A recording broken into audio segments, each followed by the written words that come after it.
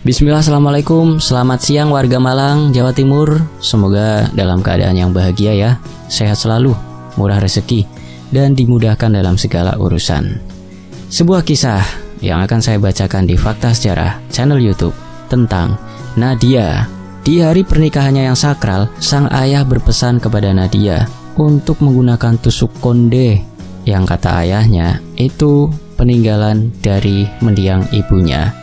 Namun begitu tusuk konde itu ditancapkan di rambutnya, Nadia mendadak kesurupan, matanya memutih, dan ia menyerang bibi serta adik dan kakak almarhum ibunya yang hadir di sana dengan kekuatan mengerikan. Setelah ijab kabul selesai, pernikahan itu berubah menjadi ladang darah. Ternyata tusuk konde itu pernah digunakan bude dan bibinya untuk membunuh sang ibu karena merebutkan tanah warisan dari sang kakek. Seperti apa kisahnya? Ini dia selengkapnya. Hiburan cerita horor kisah misteri Tusuk Konde Ibu.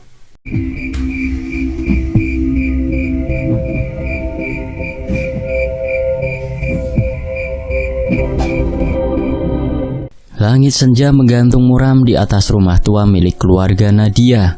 Hari itu, seminggu menjelang pernikahannya dengan Yuda, ayah Nadia memanggilnya ke ruang tengah, tempat yang dulu sering mereka gunakan untuk mengobrol selepas makan malam. Di sana, lelaki parubaya itu duduk termenung sambil menatap sebuah kotak kayu tua yang diletakkan di atas meja bundar berlapis taplak renda kuning gading. "Nadia," panggil ayahnya pelan. Suaranya berat, seperti sedang memikul beban dari masa lalu. Nadia menghampiri, mengenakan daster rumahan dan mengikat rambut panjangnya ke belakang. Senyumannya tipis, namun ada ketegangan di matanya. Persiapan pernikahan menyita tenaga dan matanya. Tapi, raut wajah ayahnya sore itu cukup membuatnya berhenti berpikir soal undangan atau catering. "Ada apa ya?" tanyanya sambil duduk. Sang ayah mendorong pelan kotak kayu itu ke arah Nadia. "Ini dari almarhumah ibumu, wasiat." Nadia menatap kotak itu dengan alis mengernyit. Kayunya tua, agak lapuk di sisi-sisinya. Ukiran bunga melati terukir samar di tutupnya. Sudah pudar dimakan waktu. Ketika Nadia menyentuhnya, ada semacam hawa dingin menjalar di sepanjang jari-jarinya. Tapi ia mengabaikannya. Dengan perlahan, ia membuka tutupnya. Di dalamnya terbaring sebuah tusuk konde kuningan. Ukiran bunganya sudah mulai berkarat, namun masih terlihat indah, klasik, dan penuh nilai sejarah.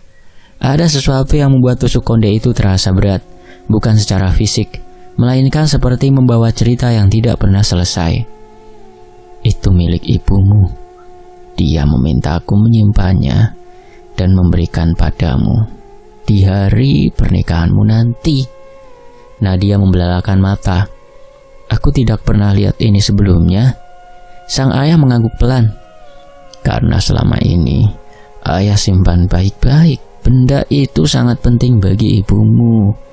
Dia percaya konde itu lambang keberanian perempuan.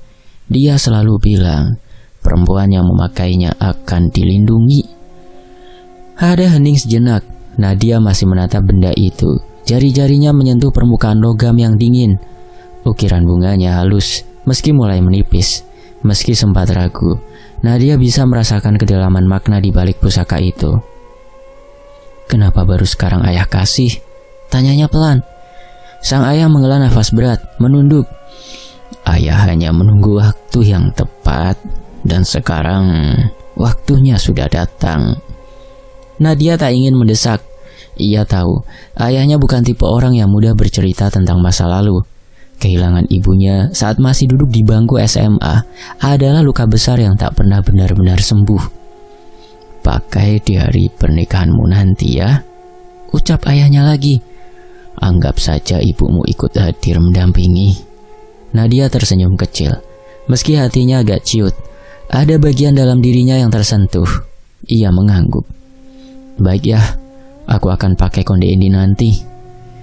Malamnya, Nadia membawa kotak itu ke kamarnya. Ia meletakkannya di meja rias, tepat di depan cermin bundar besar yang menghadap ke tempat tidurnya. Kamar itu remang-remang, hanya diterangi lampu belajar yang redup. Nadia duduk di kursi rias, memperhatikan wajahnya sendiri. Ia mengangkat tusuk konde itu, mengamatinya lebih dekat. Anehnya, ada perasaan ganjil yang menyelinap, seperti tusuk konde itu sedang menatap balik ke arahnya. Ia tertawa kecil, menggelengkan kepala. Nadia, kamu kebanyakan mikir yang aneh-aneh, gumamnya, mencoba mengusir pikiran aneh itu. Tapi saat ia mencoba menempelkan konde itu ke rambutnya, sekejap bulu kuduknya meremang. Cermin di depannya seperti bergetar. Dan untuk sepersekian detik, ia merasa bayangannya tersenyum berbeda dari dirinya. Nadia menurunkan tangannya, jantungnya berdetak cepat. Ia bangkit, menaruh kembali tusuk konde itu ke dalam kotaknya, dan menutupnya untuk malam itu. Ia memutuskan untuk tidak memikirkannya terlalu jauh. Hari-hari menjelang pernikahan berlalu dengan cepat. Nadia disibukkan dengan fitting gaun, gladi bersih upacara adat, dan pembagian tugas keluarga. Yuda, calon suaminya, sesekali datang membantu. Namun sebagian besar waktu, Nadia mengurus semuanya dengan keluarganya. Tapi ada yang berbeda sejak menerima kotak itu. Nadia mulai merasa ada yang mengawasinya. Kadang, saat ia sedang sendiri, terdengar suara bisikan halus, terlalu lirih untuk dimengerti, tapi cukup jelas untuk membuatnya merinding. Di dapur, piring tiba-tiba pecah sendiri. Di kamar, lampu kedap-kedip tanpa sebab. Bahkan kucing peliharaan tetangganya menolak mendekat ke rumah. Nadia mulai merasa rumah itu berubah, bukan secara fisik, melainkan suasananya. Lebih sunyi, lebih dingin. Seolah-olah ada sesuatu yang bersembunyi di balik dinding-dinding tua rumah itu. Suatu malam, Nadia memimpikan ibunya. Dalam mimpi itu, sang ibu duduk di ruang tengah, mengenakan kebaya putih dan tersenyum lembut, tapi matanya berkaca-kaca. "Nak," suara ibunya bergetar. "Maafkan ibu." Nadia mencoba mendekat, namun ibunya mundur, lalu perlahan menghilang, menjadi kabut. Hanya satu kalimat terakhir yang terdengar sebelum semuanya gelap. "Hati-hati dengan konde itu." Nadia terbangun dengan nafas memburu. Tubuhnya basah oleh keringat dingin. Tapi yang paling mengejutkan, kotak kayu yang biasanya tersimpan rapi di meja rias kini terbuka. Dan tusuk konde itu tidak ada di dalamnya. Jantung Nadia hampir copot. Ia berdiri mencari ke sekeliling kamar dan akhirnya menemukan benda itu. Sudah tergeletak di bantalnya, seolah-olah seseorang meletakkannya di sana. Nadia menggigit bibir, memegang benda itu erat-erat. Ia menatap keluar jendela. Malam begitu sunyi dan mencekam, tapi ia tak berniat mundur. Di dalam hatinya ada bisikan kecil yang berkata, "Apapun ini, aku harus tetap melangkah. Ini hari bahagiaku. Ibu pasti ingin aku mengenakannya." Dan dengan tekad itu Nadia pun memutuskan tusuk konde itu akan ia pakai di hari pernikahannya, apapun yang terjadi. Matahari pagi itu bersinar malu-malu di balik awan kelabu, seolah tahu akan sesuatu yang tidak baik. Udara terasa lebih lembab dari biasanya. Daun-daun melambai lesu tertiup angin semilir. Di halaman rumah Nadia yang telah dihias dengan janur dan bunga melati, para tamu mulai berdatangan mengenakan pakaian adat. Musik gamelan mengalun pelan dari pengeras suara, menambah kesan sakral acara pernikahan tersebut. Nadia duduk di ruang rias, mengenakan kebaya putih gading dengan bordiran halus di bagian lengan dan dada. Riasan wajahnya sempurna, cantik, anggun, dan sedikit pucat. Bibirnya tak banyak bergerak. Sejak pagi, ia lebih banyak diam. Bahkan pembicaraan ringan dari penata rias pun hanya ia tanggapi dengan anggukan kecil atau senyum tipis. Tusuk konde itu tergeletak di atas nampan perak di meja rias. Ukirannya yang mulai berkarat tampak semakin jelas ketika terkena cahaya pagi yang menembus tirai. Ada hawa aneh yang menguar darinya, dingin, namun bukan dingin biasa. Seorang pria sempat mengeluh kepanasan meski kipas angin menyala kencang, tapi justru Nadia mengaku merasa dingin sampai ke tulang.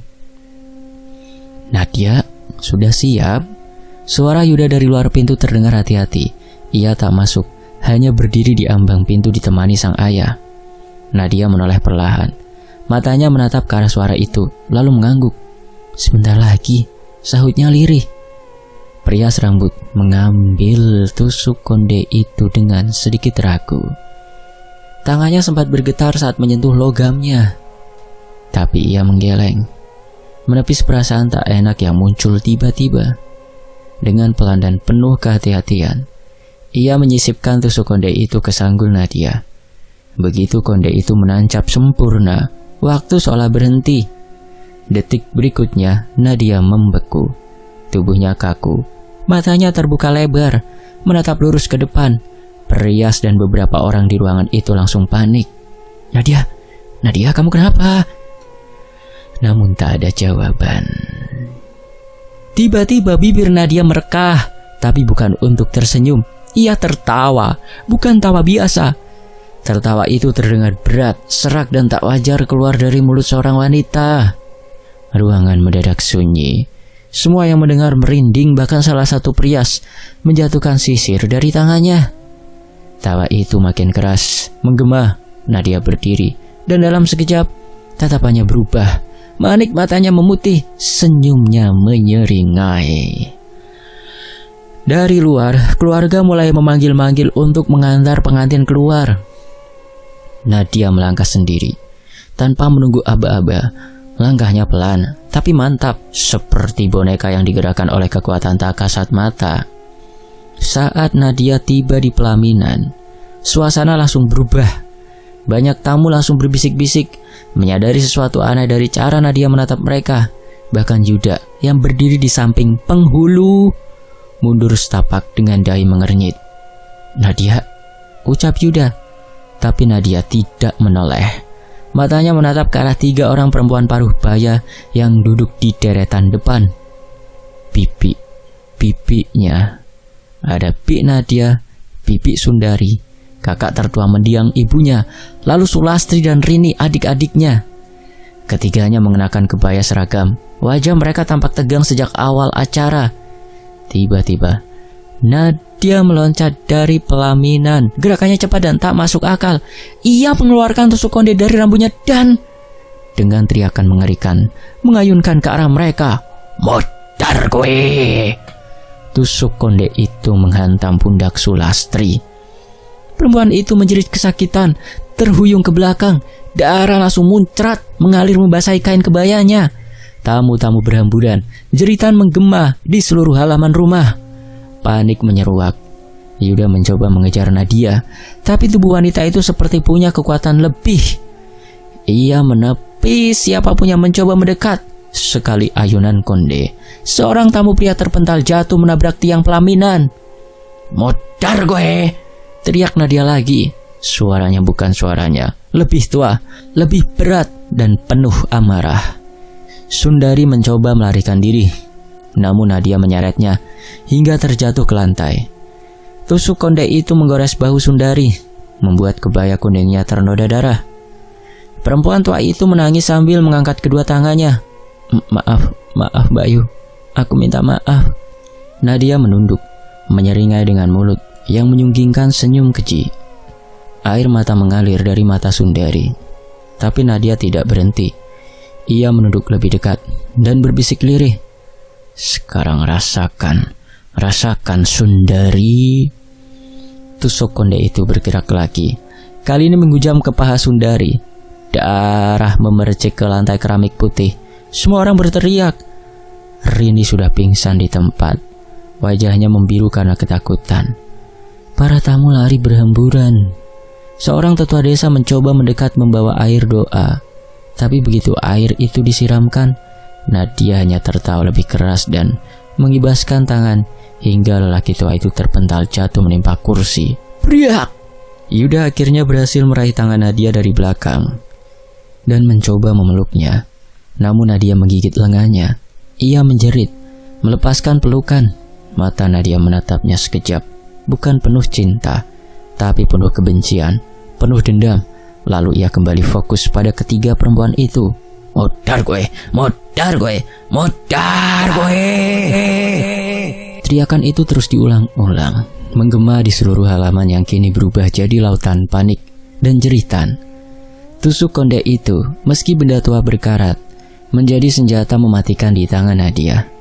Ia bergerak seperti penarik ganas yang hanya tahu satu tujuan, menghukum. Di tengah kekacauan itu, sang ayah berdiri terpaku, wajahnya pucat, matanya berkaca-kaca. Dia seperti tahu, ini bukan sekedar kesurupan biasa. Nadia atau entitas yang merasuki tubuhnya tidak menyentuh siapapun kecuali 3 perempuan itu. Seolah-olah ia tahu dengan tepat siapa yang harus dibinasakan. Dan di balik semua itu, tusuk konde kuningan itu terus meneteskan darah. Jerit tangis bersautan. Beberapa anak kecil yang hadir di pesta itu menjerit ketakutan juga, lari mencari orang tua mereka masing-masing. Kursi-kursi terbalik, tumpukan hidangan berhamburan, hiasan janur dan bunga melati tercerabut dari tempatnya. Yang tadinya pesta penuh sukacita berubah jadi seperti lokasi pembantaian. Tamu-tamu berlarian tunggang langgang, sebagian menangis, sebagian masih syok tak bisa bergerak. Nadia sang pengantin yang kini tak lagi seperti dirinya sendiri, berdiri di tengah kekacauan. Baju kebaya putihnya berlumuran darah, sanggulnya acak-acakan, dan tusuk konde kuningan itu kini berubah menjadi senjata tajam yang mematikan. Ia menggenggamnya erat, matanya tetap memutih, dan dari mulutnya keluar suara tawa parau yang menggetarkan bulu kuduk siapapun yang mendengarnya. Tubuhnya masih gemetar oleh amarah, entah dari mana datangnya dan apa sebabnya. Namun satu hal yang membuat orang-orang bingung dan heran, Nadia sama sekali tak menyerang sembarangan. Ia tak mengejar tamu yang melarikan diri, tak menghiraukan suara tangis atau seruan minta tolong. Ia hanya mengejar 3 orang, Sundari, Sulastri, dan Rini, adik-beradik dari almarhumah ibunya. Mereka bertiga kini telah terpojok di dekat pojok dapur luar, tepat di balik tumpukan meja prasmanan yang terbalik. Sulastri masih memegangi bahunya yang mengucur darah. Sementara Rini, yang tadi pingsan, kini mulai sadar. Namun tubuhnya gemetar hebat. Wajahnya pucat pasi seperti melihat malaikat maut. Namun yang paling menderita adalah Sundari. Tusukan dari konde di perutnya membuat perempuan tua itu tak bisa berdiri. Ia terduduk lemas. Kebayanya berubah merah. Tangannya menekan luka di perut yang tak henti mengucurkan darah. Nafasnya memburu, dan setiap tarikan nafas diiringi dengan suara tangis. "Nadia, Mbak, maaf aku," lirihnya. Tapi Nadia atau makhluk yang merasukinya tak menjawab. Ia hanya mendekat pelan. Langkahnya teratur. Mata putihnya tertuju lurus pada Sundari. Di wajah Nadia terlukis senyum aneh, senyum kemenangan, senyum seorang eksekutor yang tahu tak lama lagi targetnya akan benar-benar tak bernyawa. "Wes telat, Sundari," gumam Nadia. Suaranya pelan, namun berat dan bukan seperti suara Nadia. Bahkan Yuda yang masih berusaha bangkit setelah tergigit di lengannya, terpaku mendengarnya. Itu bukan suara wanita muda. Suara itu tua, menyimpan luka dalam dan dendam yang mendidih. Nadia berjongkok di depan Sundari. Ia angkat tangan Sundari yang bergetar, lalu menatap wajah perempuan itu dengan pandangan kosong. "Mati di hari bahagia anakku, karma yang pantas," ucapnya lirih. Sundari menangis jadi-jadinya, mulutnya bergetar. Aku tidak sengaja. Waktu itu kami semua bingung. Tanah warisan itu, maaf Mbak, sepurone Mbak. Aku takut kehilangan semuanya." Namun Nadia tak bergeming. Tangan kirinya mencengkram dagu Sundari, mengangkat wajah perempuan tua itu agar menatap lurus ke mata putihnya. Lalu ia menyeringai, "Anakmu sendiri saksi, sakarepmu saiki," ucapnya. Tangannya yang memegang konde pun bergerak. Ia angkat benda tajam itu perlahan. Sulastri menjerit mencoba bangkit untuk menghentikan Nadia, namun tubuhnya lemah. Rini tak bisa bergerak, hanya memeluk lutut sambil gemetar di sudut dinding. Tak ada yang bisa menghentikan Nadia. Tidak Yuda, tidak tamu, tidak siapapun. Konde itu menghujam perut Sundari sekali lagi. Jeritan perempuan itu melengking, lalu perlahan melemah. Nafasnya tersengal, dan darah yang mengalir makin deras. Tubuhnya limbung, lalu jatuh ke pangkuan Nadia. Namun yang membuat bulu kuduk semua yang melihat semakin berdiri adalah reaksi Nadia setelah itu. Ia tertawa lagi, lebih kencang, lebih nyaring, lalu menunduk dan mencium kening Sundari, seolah yang barusan ia bunuh adalah seseorang yang sangat ia sayangi. Tamu-tamu yang masih ada hanya bisa menutup mulut atau memeluk tubuh masing-masing. Beberapa dari mereka mulai melantunkan doa, yang lain mencoba memanggil tokoh agama. Namun Nadia tetap berdiri di sana, menjilati ujung konde yang berlumuran darah, lalu menoleh ke arah Rini dan Sulastri. Mereka membatu. Langkah Nadia mulai lagi, lambat tapi pasti. Konde di tangannya meneteskan darah ke tanah. Yuda yang melihat itu akhirnya bangkit. Tubuhnya gemetar karena luka, tapi ia tak peduli. Ia tak bisa membiarkan Nadia, istrinya, wanita yang dicintainya, membunuh lagi. "Nadia, ini aku, Yuda," katanya dengan suara setengah memohon, setengah putus asa. Namun Nadia tidak menoleh. Ia terus melangkah ke arah Rini. Rini yang sudah duduk di tanah mulai menangis, lalu berlutut. Aku cuma ikut-ikutan. Mbak Sundari yang maksa waktu itu. Aku cuma nurut. Tolong Nadia. Mbak, siapapun kamu, jangan." Tapi Nadia tetap melangkah. Sulastri mencoba menarik tangan Nadia dari belakang. Namun Nadia menoleh dan dengan cepat menamparnya dengan keras. Prak! Tubuh Sulastri kembali terjatuh. Konde itu terangkat, siap menghantam Rini. Saat itulah ayah Nadia muncul dari belakang kerumunan. Wajahnya penuh air mata. Ia berdiri di antara Nadia dan Rini, membuka tangannya. "Cukup, Ratna!" teriaknya. Nadia pun berhenti. Untuk pertama kalinya sejak tragedi itu dimulai, tubuh Nadia membeku. Ia memandang pria itu. Matanya masih memutih, tapi geraknya berhenti. "Cukup, Ratna. Anak kita, Nadia.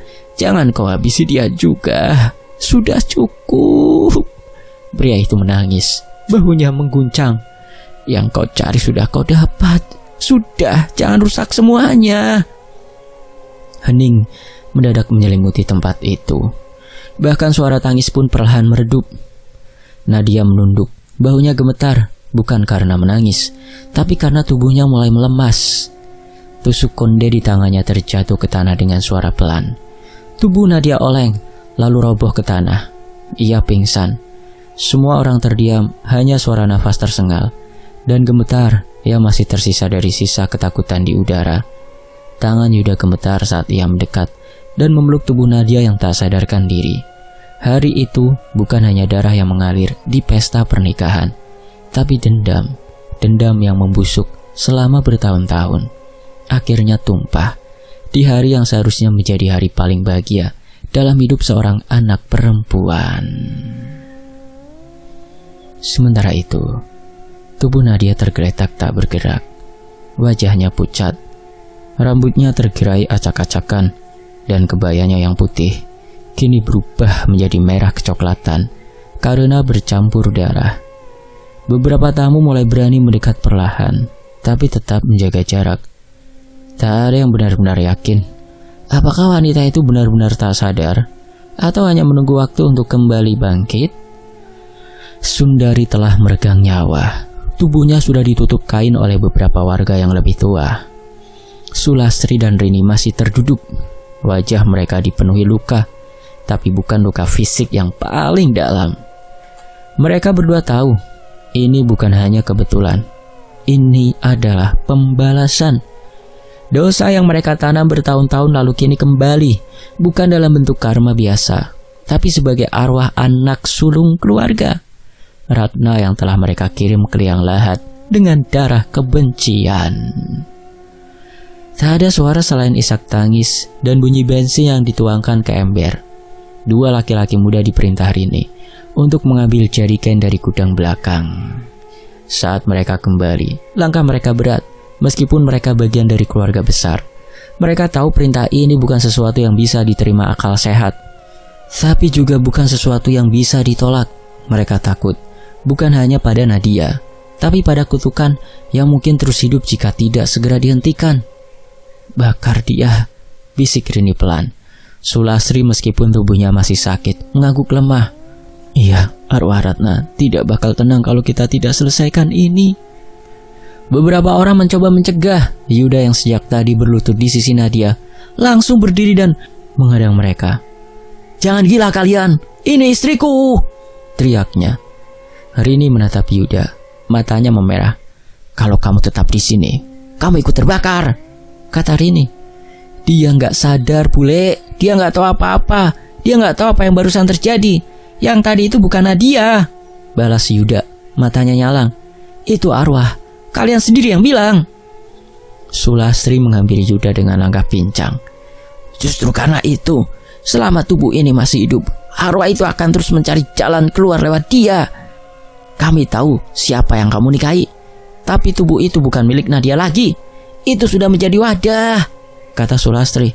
Alah, omong kosong, bentak Yuda. Kalau memang kalian takut sama arwah ibunya Nadia, kalian harus minta maaf, bukan malah membakar anaknya. Rini mendengus. Kau pikir maaf cukup buat nyawa yang kami ambil dengan tangan sendiri? Sejenak suasana menjadi tegang. Para tamu yang masih bertahan berdiri mematung, tak tahu harus memihak siapa. Sebagian mulai berbisik ingin memanggil ustadz atau dukun kampung. Namun jarak rumah mereka cukup jauh. Di tengah ketegangan itu, dua pemuda tadi mulai mendekat dengan jeriken. Tanpa menunggu aba-aba lagi, mereka menyiramkan cairan bensin ke tubuh Nadia yang tak bergerak. Yuda berteriak histeris. Ia mencoba mendorong tubuh Nadia menjauh, namun dicegah oleh dua orang sepupu Nadia yang ikut membantu prosesi pernikahan. Kamu mau jadi korban selanjutnya, Yud? Tanya salah satu dari mereka. Menahan Yuda dengan tubuhnya. Yuda meronta. Dia tidak sadar, gila kalian. Dia bahkan tidak tahu apa yang terjadi. Namun tak ada yang menggubris. Nadia kini diikat di pohon trembesi tua yang tumbuh di sisi rumah Joglo. Pohon itu dipercaya sebagai tempat bersemayam leluhur keluarga besar ibunya. Dahannya lebar, akarnya menjulur kemana-mana, dan batangnya cukup besar untuk mengikat satu tubuh manusia. Nadia ditambat dengan kain kafan bekas, diambil dari gudang penyimpanan keluarga. Mereka mengikatnya dengan simpul kematian, simpul yang diajarkan turun-temurun, agar arwah tidak bisa lepas dari tubuh manusia yang dirasuki. Langkah kaki terdengar dari arah kanan. Ayah Nadia akhirnya muncul lagi. Wajahnya lelah, matanya sembab. Setelah dia menyaksikan semuanya, ia bingung. Ia sudah tahu apa yang sedang direncanakan. Tanpa banyak bicara, ia berjalan ke arah anaknya yang terikat. Yuda menoleh, berharap ayah Nadia bisa menghentikan semuanya. Pak, tolong mereka dihentikan. Ini gila, Pak. Namun pria tua itu hanya berdiri di depan putrinya. Ia menatap wajah Nadia lama sekali. Diambilnya kain kecil dari saku bajunya, lalu dilap perlahan wajah Nadia yang dipenuhi noda darah dan abu. Anakku, maafkan Bapak. Kata-kata itu lirih, pelan, tapi semua mendengarnya. Sulastri dan Rini saling pandang. Rini mengangguk pelan ke arah laki-laki yang membawa korek. Sekarang, bisiknya. Tapi sebelum api sempat dinyalakan, terdengar suara tawa lirih, pelan, namun menembus jantung. Tawa itu berasal dari Nadia. Tubuh yang semula lemas kini menggeliat, meski masih terikat kuat. Kepalanya yang tertunduk perlahan mendongak. Mata itu terbuka, bukan putih, tapi merah, berurat, menyala dalam kelam malam yang mulai turun. Semua orang terpaku. Sulastri melangkah mundur. Rini menjatuhkan korek di tangannya. Ayah Nadia tercekat. Masih mau kalian membakarku? Hah? Suara Nadia parau, rendah tapi sangat jelas. Kalian sudah membunuhku dulu, sekarang kalian ingin membunuh anakku juga? Kepala Nadia miring ke kiri, senyum menyeringai terpampang di wajahnya. Berapa banyak darah lagi yang kalian butuhkan agar puas? Sulastri jatuh terduduk. Ampun, ampun Mbak, maafkan kami. Telat. Suara Nadia berubah berat. Terlambat. Tiba-tiba ikatan kain kafan di tubuh Nadia mulai berasap, tidak terbakar, tapi mengeluarkan uap putih seperti dibakar dari dalam. Satu persatu tali itu terurai sendiri. Nadia berdiri perlahan, dengan tubuh masih berlumuran bensin, tapi tak terbakar. Dia melangkah ke arah mereka. Rini mundur dengan langkah tak tentu. Jangan dekat Mbak, aku takut, maaf. Namun Nadia hanya menatap mereka satu persatu. Apa kalian pikir semua bisa selesai hanya dengan api? Lanjutnya, darah yang kalian tumpahkan dulu masih basah di tanah ini, masih hangat dalam ingatan. Dan sekarang kalian ingin membakar kenangan itu juga? Rini bergetar. Ia tak sanggup menjawab. Tubuhnya mulai mundur perlahan. Langkahnya tak tentu arah. Aku cuma takut. Aku takut, Nadia. Bisiknya nyaris tak terdengar. Nadia? Tanya sosok itu, masih dengan suara berat. Oh Rini, ini bukan lagi Nadia yang kalian kenal. Dia hanya tubuh, wadah, tapi jiwaku sudah lama kalian kubur bersama batu nisan yang tidak pernah kalian ziarahi, bahkan dibersihkan. Tawa Nadia kembali meledak, lebih keras dari sebelumnya.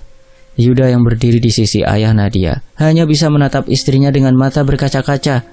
Ia ingin mendekat, memeluk tubuh yang masih kerasukan itu, tapi langkahnya terasa berat.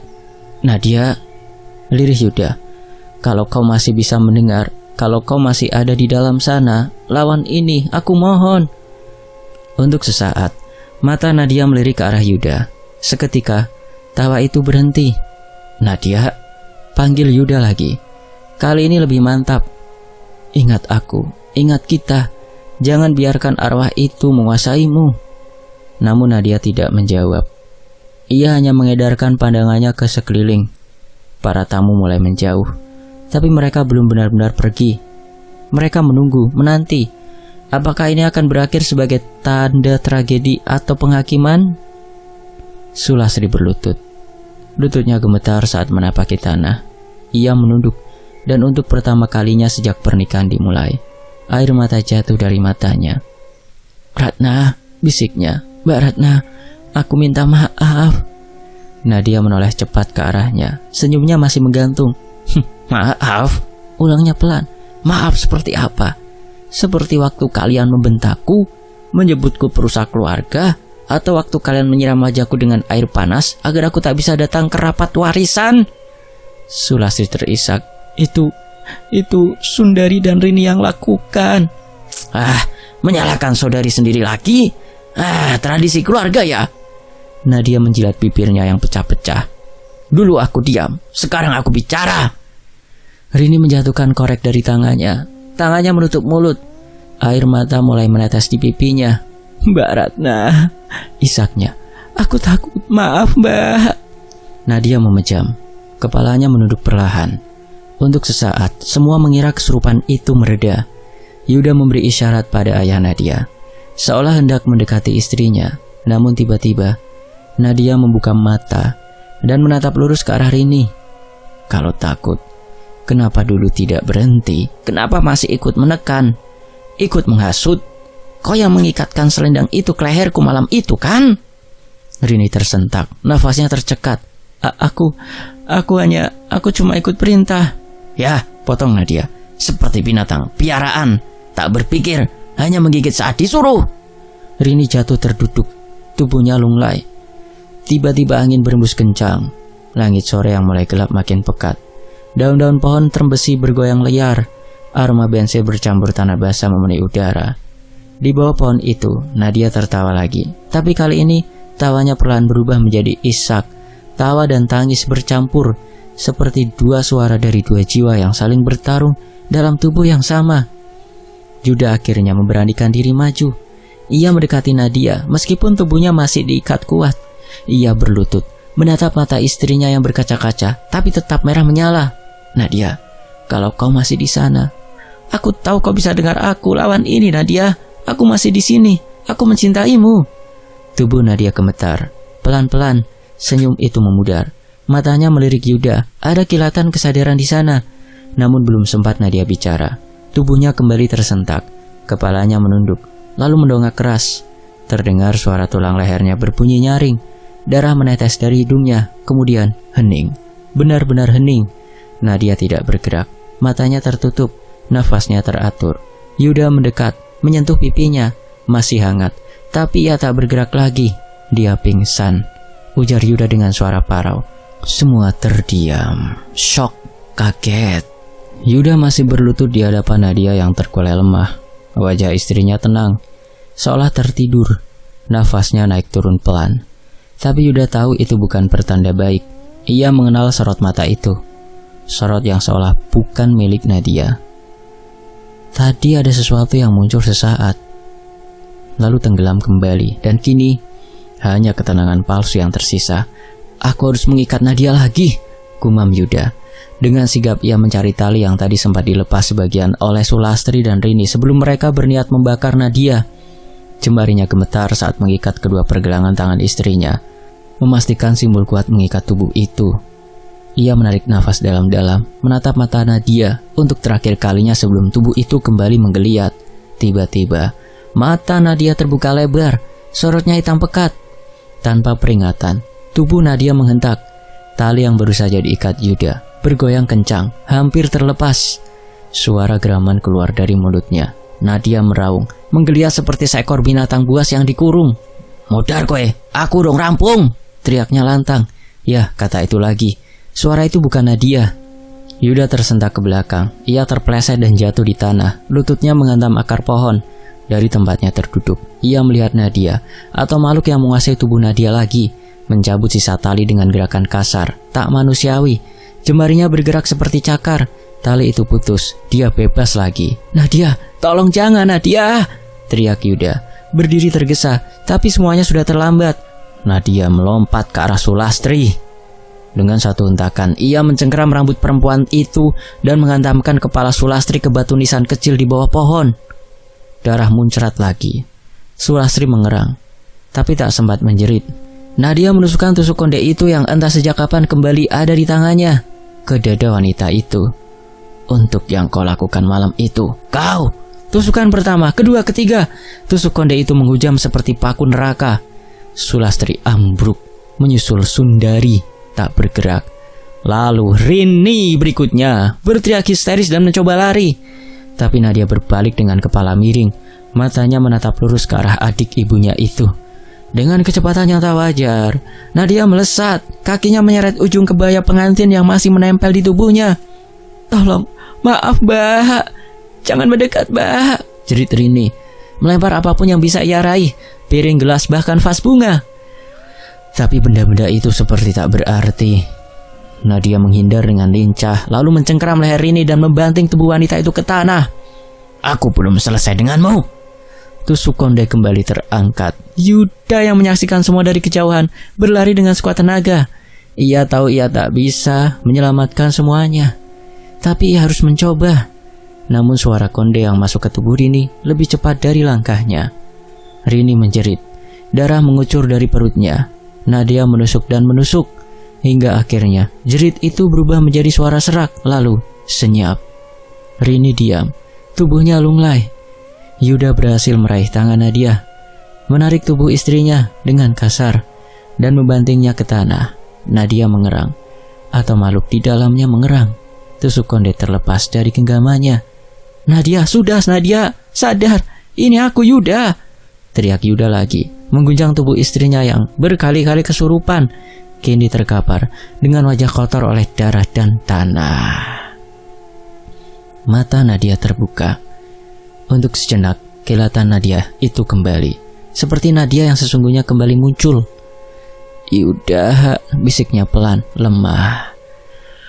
Yuda mendekapnya, memeluk tubuh itu erat, berusaha menjaga agar ia tetap sadar. Aku di sini sayang. Lawan dia, Nadia, tolong." Namun detik berikutnya, lagi, tubuh Nadia menegang, matanya kembali merah berurat. Nadia mendorong tubuh Yuda hingga pria itu terjungkal beberapa meter ke belakang. Nadia berdiri perlahan, tubuhnya semboyongan tapi penuh amarah. Ia berbalik menatap dua tubuh kakak dan adik ibunya yang kini sudah diam, bersimbah darah. Lalu dia tertawa lagi. "Hanya mereka berdua yang tersisa. Sulastri, Rini, kalian sudah menyusul Sundari," gumam Nadia. "Yang lainnya sudah kubawa lebih dulu." Yuda tak mengerti maksudnya, tapi ia tahu satu hal, kalau dia tak menghentikan ini sekarang, Nadia akan lenyap sepenuhnya. Ia bangkit, mendekat lagi pelan-pelan. Nadia, aku tahu kau dengar aku, kau kuat, jangan biarkan dia menang. Nadia menatapnya, matanya berkedip. Sekejap wajahnya berubah ragu. Ia menggerakkan bibirnya, seperti hendak mengatakan sesuatu, namun tak sempat. Tiba-tiba tubuhnya limbung, ia jatuh berlutut. Tangan kanannya menutupi dada, nafasnya megap-megap. Aku dingin yuk, bisiknya pelan. Dingin sekali. Yuda segera meraihnya, memeluk tubuh istrinya yang menggigil hebat. Dari kejauhan, beberapa warga mulai berdatangan. Mereka mendengar keributan dan jeritan dari acara pernikahan yang seharusnya membawa bahagia, tapi yang mereka temukan hanyalah cacaran darah. Dan pengantin wanita dalam pelukan suaminya lemah, basah oleh darah dan tangis. Dan di tanah di dekat dua jasad wanita tua, dan satu lagi di sebelah dekat dengan pintu masuk, terbujur kaku. Tusuk konde kuningan terukir melati itu bersinar samar, seolah puas telah membalaskan dendamnya. Satu orang melangkah pelan dengan langkah berat, ayah Nadia. Pria tua itu menatap tubuh anak perempuannya dengan pandangan nanar. Usianya memang baru 55 tahun, tapi beban hidup membuat pundaknya membungkuk seperti lelaki tua renta. Ia menunduk, memejamkan mata dan mengembuskan nafas panjang. Akhirnya, gumamnya lirih. Beberapa jam berlalu sebelum Nadia akhirnya membuka matanya. Cahaya matahari sore menelusup di antara celah pepohonan. Menyilaukan pandangannya, ia mendapati dirinya terbaring di balai bambu dekat rumah bapaknya. Dibalut kain hangat dan Yuda duduk di sampingnya dengan mata merah dan cemas. Yuda, suara Nadia lirih. Yuda menunduk, lalu tersenyum getir. Aku di sini Nadia, kamu sudah aman sekarang. Apa yang terjadi? Tanya Nadia. Suara seraknya nyaris tak terdengar. Sebelum Yuda menjawab, suara langkah pelan terdengar. Sang ayah datang dengan mangkuk air hangat dan sehelai kain basah. Ia duduk perlahan di sebelah Nadia. Wajahnya kaku tapi penuh luka yang tersembunyi lama. Nah, ucapnya pelan. Ada yang harus ayah ceritakan padamu tentang ibumu dan tentang konde itu. Nadia menatap sang ayah dengan tatapan bingung. Ia hanya mengangguk lemah. Pria tua itu menunduk sejenak sebelum mulai membuka lembaran kelam masa lalunya. Waktu itu, kau masih bayi. Ibumu dan saudara-saudaranya yang sedang berselisih soal tanah warisan peninggalan kakekmu. Kau tahu, tanah di sini luas dan subur, tapi warisan itu jadi kutukan. Ia menarik nafas panjang, tangannya bergetar saat mengusap wajahnya sendiri. Ibumu, Ratna, adalah anak perempuan satu-satunya yang diwarisi tanah paling luas. Alasannya sederhana, karena dia satu-satunya yang mau merawat kakekmu sampai ajal menjemput, yang lainnya tidak. Tapi adik dan kakak ibumu tak terima. Mereka merasa Ratna serakah. Mereka menuduh ibumu memakai dukun agar kakekmu menurunkan warisan padanya. Nadia membatu. Air matanya mulai menetes, meski ia belum sepenuhnya mengerti arah cerita itu. Pada malam itu, saat aku baru pulang dari ladang, aku melihat mereka, Sundari, Sulastri, Rini, bertiga di dapur rumah kita. Ibumu sudah tergeletak di lantai, darah di mana-mana dan konde itu masih menancap di dadanya. Suara sang ayah tercekat. Ia menunduk dalam-dalam. Aku tak bisa berbuat apa-apa. Mereka mengancamku, bilang kalau aku buka mulut, anakku, yakni kamu, Nadia, akan ikut jadi tumbal. Maka ayah diam. Ayah simpan konde itu. Ayah bersihkan dan ayah sembunyikan dalam kotak pusaka. Tapi roh ibumu tak pernah pergi. Ia terus datang dalam mimpi, menangis, meminta keadilan. Dan waktu terus berjalan. Sampai hari ini. Hari kau memakainya, nak. Nadia menutup mulutnya dengan tangan gemetar.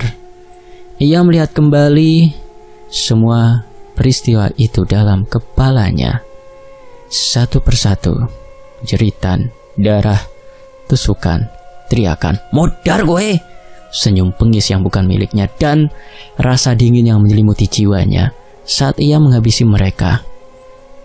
Aku sudah membunuh mereka ya, bisik Nadia. Suara tercekat penuh horor. "Kau tidak membunuh mereka, nak." Sang ayah memotong dengan tegas. "Ibumu yang melakukannya lewat tubuhmu. Ia hanya butuh saluran, dan konde itu benda terakhir yang menyimpan dendamnya." Yuda menggenggam tangan istrinya erat. "Kau bukan pembunuh, Nadia. Kau adalah korban. Kau cuma alat dan kau sudah cukup menderita." Nadia tak bisa menjawab. Air matanya jatuh berderai, membasahi pipinya yang pucat. "Apa yang akan terjadi sekarang?" tanya Nadia akhirnya. Suara kecil seperti anak kecil yang tersesat. Sang ayah menghela nafas. "Konde itu harus dikubur, tapi bukan sembarang dikubur. Ia harus dikembalikan ke tempat asalnya, kuburan ibumu. Di sana dendamnya akan ditutup, arwahnya bisa pergi dengan tenang." Malam itu dalam senyap yang menyelimuti desa, Yuda, Nadia dan sang ayah membawa konde itu ke pemakaman. Kuburan ibu Nadia terletak di bawah pohon randu tua, dekat pohon trembesi. Tempat angin selalu berdesir dingin meski tidak ada hujan. Tanpa upacara, tanpa sesajen, sang ayah menggali tanah di sisi pusara. Nadia sendiri yang meletakkan tusuk konde itu ke dalam lubang kecil. "Aku minta maaf, Bu, kalau aku terlambat, tapi sekarang ibu sudah tenang kan ya? Semua kan sudah selesai, Bu. Yang tenang ya, Bu," ucap Nadia lirih. Angin mendesir lembut, ranting pohon randu bergetar pelan, seolah ikut menyaksikan penguburan dendam yang bertahun-tahun mengendap dalam diam. Setelah tanah ditimbun, tak ada yang berkata apa-apa. Mereka hanya berdiri sejenak dalam keheningan sebelum perlahan berjalan pulang. Hari demi hari berlalu. Desa itu kembali tenang, tapi setiap orang masih membicarakan peristiwa berdarah di hari pernikahan Nadia. Meski polisi sempat datang, tak ada yang bisa menjelaskan dengan logika. Para warga sepakat diam. Mayat-mayat dikuburkan dan tak ada penyelidikan lanjutan. Ditutup semua, seolah desa itu tahu ada hal-hal yang tak seharusnya diusik. Nadia dan Yuda memutuskan tinggal di rumah sang ayah. Kehidupan berjalan perlahan, tak lagi sama, tapi lebih damai, ayam adem tentrem. Selesai. Demikianlah sebuah kisah. Semoga bisa mengambil hikmah dan bisa terhibur. Mohon maaf kalau ada salah kata atau intonasi yang kurang mengenakan. Mohon maaf ya, tidak sengaja. Sampai jumpa di kisah lainnya, tetap di Fakta Sejarah. Wassalamualaikum warahmatullahi wabarakatuh. Alhamdulillah.